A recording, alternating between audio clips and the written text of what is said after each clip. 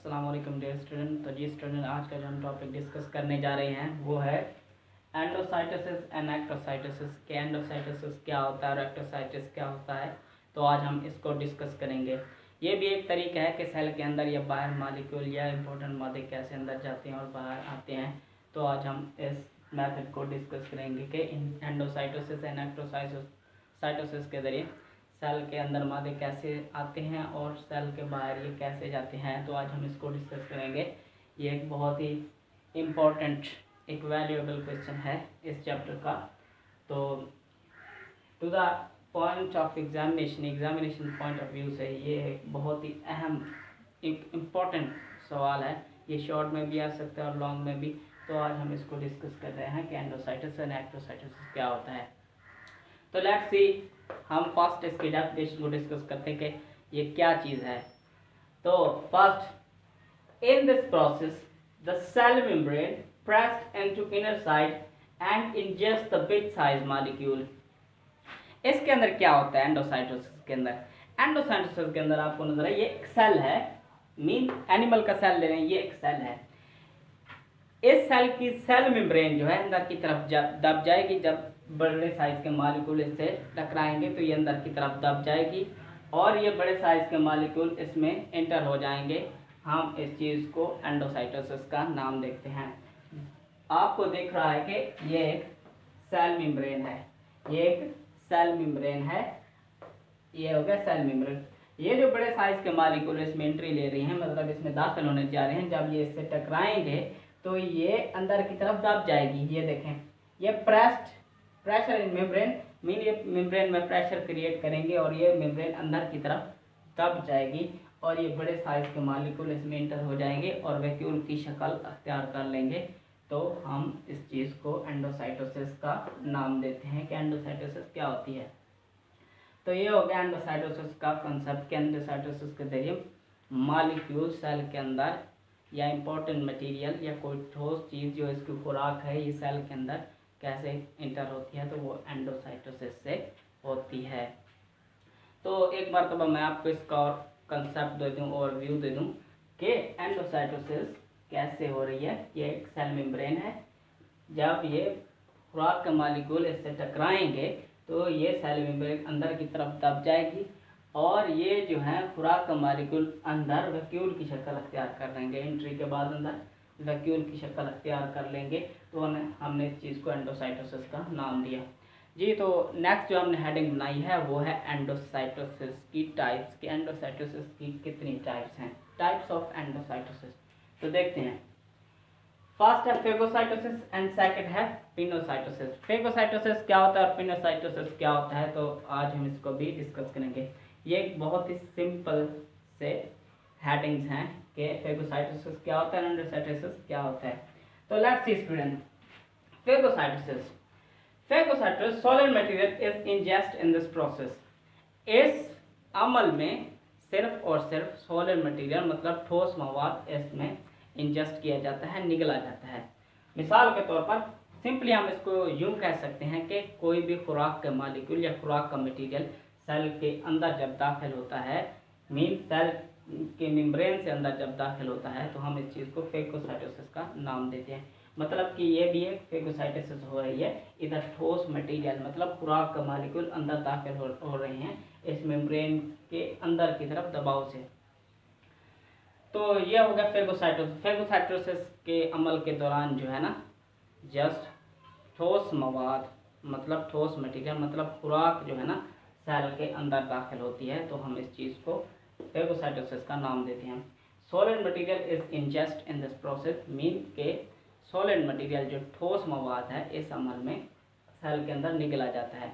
जब ठोस मवाद इस सेल मेम्ब्रेन को टकराएगा तो सेल मेम्ब्रेन अंदर की तरफ यूँ दब जाएगी, जैसा कि ये है। ये एक फेगोसाइटोसिस है दरअसल, जो एंडोसाइटोसिस की एक टाइप है। तो ये अंदर की तरफ दब जाएगी और जो खुराक का मॉलिक्यूल अंदर वैक्यूल की शक्ल हासिल कर लेंगे। तो हमने इस चीज़ को एंडोसाइटोसिस का नाम दिया। तो ये एक फेगोसाइटोसिस हो रही है। पिनोसाइट क्या होती है, जो हमने इसकी सेकंड टाइप पढ़ी है कि पिनोसाइट क्या होती है। तो let's see, pinocyte in this process the liquid material is ingest. Pinocyte में ये होता है कि फिर जैसा कि आपने पढ़ा कि फेगोसाइटोसिस में खुराक के मालिक्यूल सेल के अंदर दाखिल हो रहे हैं, तो इसमें जस्ट ये होगा कि इसके अंदर पानी दाखिल होगा, कि पानी जैसा जो मटेरियल है वो सेल के अंदर दाखिल होता है, तो हम इस प्रोसेस को पिनोसाइट का नाम देते हैं। तो लेट्स सी, यहाँ पर खुराक का मालिक्यूल मतलब ठोस मवाद जो है ना अंदर की तरफ दाखिल हो जाता है। जब पिनोसाइटोसिस का अमल होगा तो इस दौरान पानी या इस तरह के कुछ और मटेरियल, माइलाइट मटेरियल जो है ना वो अंदर दाखिल होगा, तो हम इस चीज़ को पिनोसाइट का नाम देते हैं। तो ये हो गया एंडोसाइटोसिस का कंसेप्ट और उसकी टाइप्स का कंसेप्ट, एंडोसाइटोसिस क्या होता है और इसकी कितनी टाइप्स होते हैं, तो अभी हमने इसको डिस्कस किया। तो देखते हैं कि एक्टोसाइटोसिस क्या होता है। तो लेट्स सी, जो हमारी लास्ट हेडिंग है वो है एक्टोसाइटोसिस। तो let's see student, exocytosis, in this process the big size material is pushed out and there is addition of new membrane। तो एक्टोसाइटोसिस के अंदर जो है ना क्या होता है कि बड़े साइज के जो मालिक्यूल हैं, जब ये मालिक्यूल आप देख रहे हैं एंडोसाइटोसिस से जो खुराक अंदर दाखिल हुई, ये ठोस मवाद अंदर दाखिल हुआ, जब ये डाइजेस्ट हो जाते हैं तो ये वेस्ट की शक्ल अख्तियार कर लेते हैं, ये वेस्ट मालिक्यूल बन जाते हैं। तो ये जो मालिक्यूल हैं इनका सेल मेम्ब्रेन से बाहर निकलना, हम इसको एक्टोसाइटोसिस का नाम देते हैं। ये देखें, जब ये बड़े साइज के मालिक्यूल जो है ना सेल के बाहर निकलते हैं तो हम इसको एक्टोसाइटोसिस का नाम देते हैं। तो ये होगा सिंपली एक्टोसाइटोसिस। लेकिन जब एक्टोसाइटोसिस सेल मेम्ब्रेन के अंदर हो जाती है, सेल के अंदर हो जाती है, तो एक नई मेम्ब्रेन का इधर इजाफा होता है, एक नई मेम्ब्रेन जुड़ जाती है।